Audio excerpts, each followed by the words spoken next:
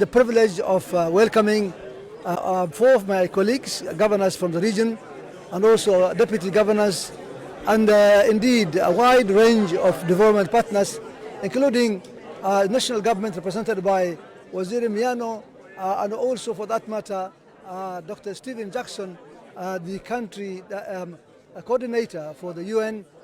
This is indeed great. We had a lot of good discussions, and of course, the key issues here is, as I said earlier in my presentation, moving from promises to action.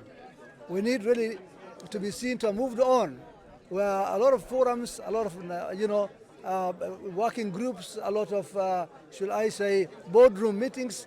That is enough now. And I think what we are now calling for, as the current lot of governance, is to see action, particularly in terms of harnessing water, harnessing runoff water in our areas, in our dry areas, so that we can use those waters, for irrigation and for other requirements, particularly so through dams. Of course, I'm aware that our country, our national government, under the president, we are talking about dams. We need those to be hastened for the region. Highway, after it was done, the issues of security was drastically reduced. We expect the same with Cielo, Wajia, Mandera, and the Lapset corridor. So ours is with support. We will come. Of course, there are challenges of insecurity, but we should not succumb to terror, because the essence of terror is to scare away development, to scare away people from doing what they are supposed to do on their lively basis. As we really appreciate the work done by our security, we need to step up, protect this corridor so that we complete this project. It really stretches our service delivery. We see people moving from settlement with schools and water to a new settlement, which also creates a conflict within the communities. Our appeal to our people and to the national government is that we should discourage new settlement. Thank you very much. These are areas that have been there well spent. It's about unlocking the potential of the Asals. These are areas that have been experiencing emergencies year in, year out. You are aware we are just from a very severe drought where livestock has been swept away and human beings were threatened. We are facing another emergency, the weather forecast, predicting serious El Nino. So we are thinking of how do we end these drought emergencies and other emergencies in this region. Resilience building for that matter. And to unlock the potential, the key word is invest in water. That's the key, number one. And give other opportunities just like other areas so that the development in the area is sped up, right?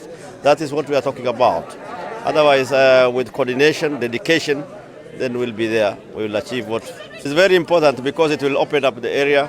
We will be having a railway line passing connecting from Lamu to Moyale through all these other areas. We will be having pipeline. Road network will be completed, connecting Lamu and Moyale that connects Ethiopia. It will give an opportunity for the two countries to do business together. I mean, there will be employment opportunities created. Development will be hastened in the area. I'm Stephen Jackson, United Nations Resident Coordinator here in Kenya.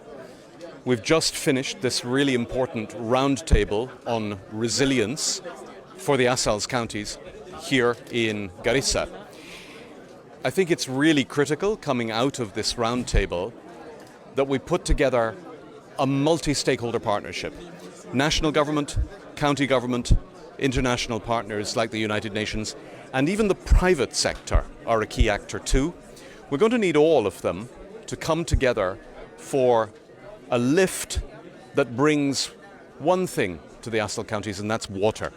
Because the thing that we've learnt and we've heard the loudest today is that the challenge about building resilience in the Asal counties, it's no secret, it's not rocket science, just add water. If you bring water to the Asal counties in a way that is sustainable and continuous, livestock takes off, agriculture takes off, education takes off, security is assured, development is assured. So just add water, but to do that, we need a partnership that brings together national government, county government, international partners and the private sector, because that's how big the lift for resilience and for water has to be.